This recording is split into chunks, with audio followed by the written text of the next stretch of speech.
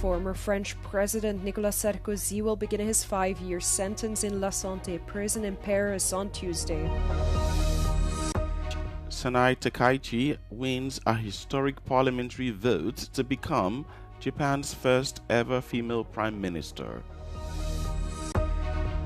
A major road connecting the 3 Baltic states to Poland opened at a time of rising tensions between Europe and Russia. Nicolas Sarkozy arrived at La Santé prison in Paris on Tuesday, where he will serve a 5-year sentence. He is the first former French president in living memory to be imprisoned. The judge ruled the former French leader would start his prison sentence without waiting for his appeal to be heard, citing the seriousness of the disruption to public order caused by the offense. Et s'ils veulent absolument que je dorme en prison, je dormirai en prison. Mais la tête haute. Je suis innocent.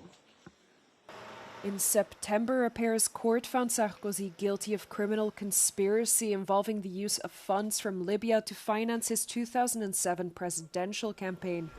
He is expected to be held either in solitary confinement or in a prisoner's section for vulnerable inmates, also known as the so-called VIP section.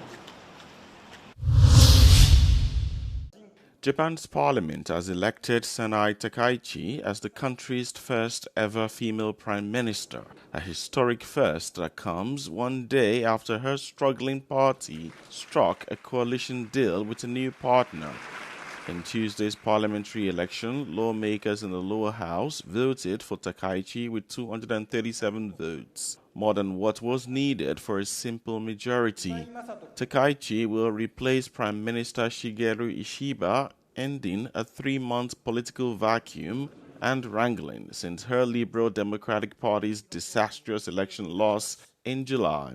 Ishiba, who lasted only 1 year in office, resigned with his cabinet earlier on Tuesday.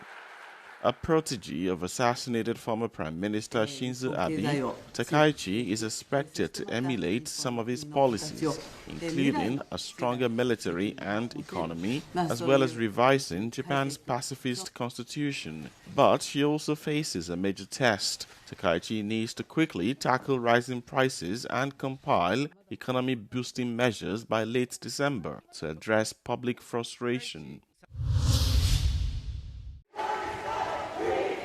The threat of European sanctions against Israel remains on the table.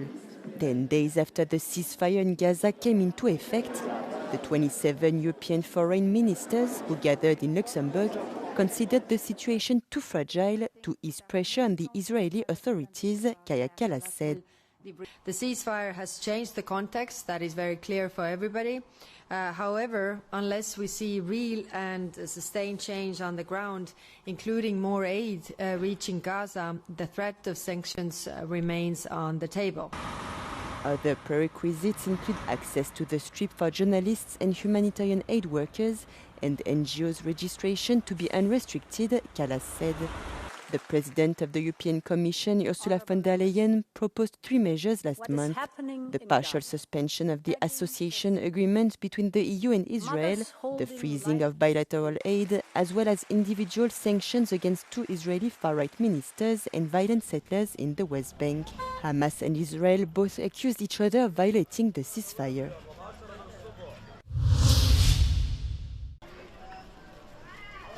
U.S. envoys Steve Witkoff and Jared Kushner arrived in Tel Aviv on Monday to shore up the tenuous ceasefire in Gaza, a day after Israel conducted airstrikes on Rafah, the first major test of the fragile deal.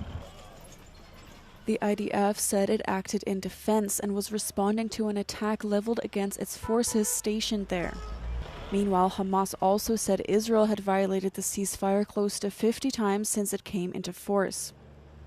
Israel also threatened to halt aid, but later said it resumed enforcing the ceasefire, adding that aid deliveries would resume on Monday. U.S. President Donald Trump told reporters that Hamas had done some shooting, but also suggested the violence may be the fault of rebels in the organization rather than its leadership. Many Palestinians in Gaza remain fearful the war could return, as dozens were killed in Sunday's strikes, including children. There is also concern about how much aid Israel is letting into the famine-stricken territory. The next stage is expected to focus on disarming Hamas, Israeli withdrawal from additional areas it controls, and future governance of the Strip.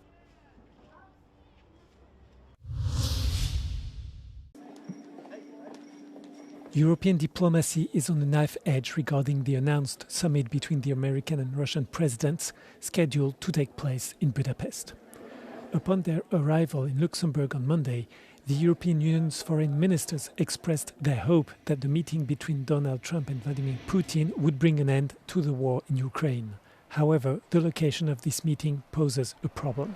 Cette présence annoncée de Vladimir Poutine sur le territoire de l'Union européenne n'a de sens que si elle permet d'acter un cessez-le-feu immédiat et sans condition.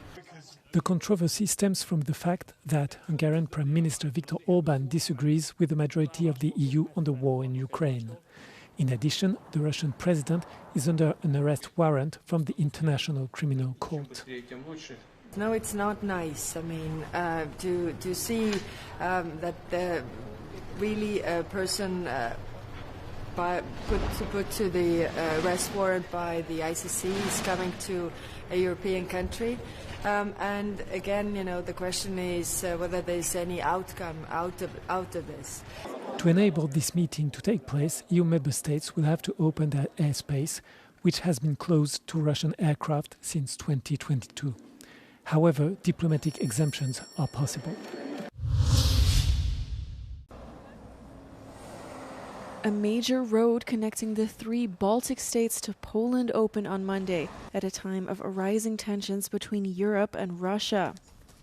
The road, known as Via Baltica, will pass through a narrow strip of land between Belarus and the Russian exclave of Kaliningrad called the Suwalki Gap, which has often been described as a potential target if Russia were to attack NATO. W kontekście naszego bezpieczeństwa Via Baltica jest bardzo ważna i myślę, że to zadanie także dla mnie, dla pana prezydenta i dla naszych przyjaciół z Estonii i z Łotwy, aby przyglądać się temu projektowi przez pryzmat bezpieczeństwa i państw bałtyckich i także Polski, która nie tylko w przesmyku suwalskim, ale w całym basenie Morza Bałtyckiego bierze odpowiedzialność za bezpieczeństwo i Rzeczpospolitej, ale także całego regionu.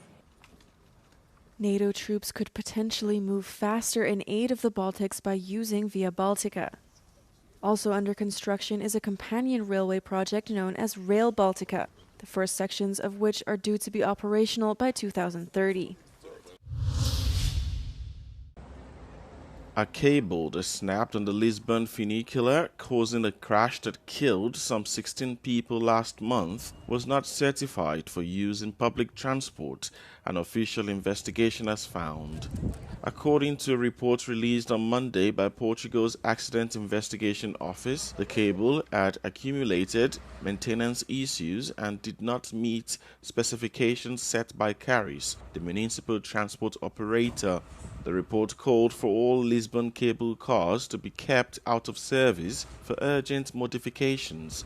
The disaster, described as one of the biggest human tragedies in the country's history, unfolded after the iconic Gloria funicular came off the rails and hurtled into a building, killing 16 people and leaving 21 others injured.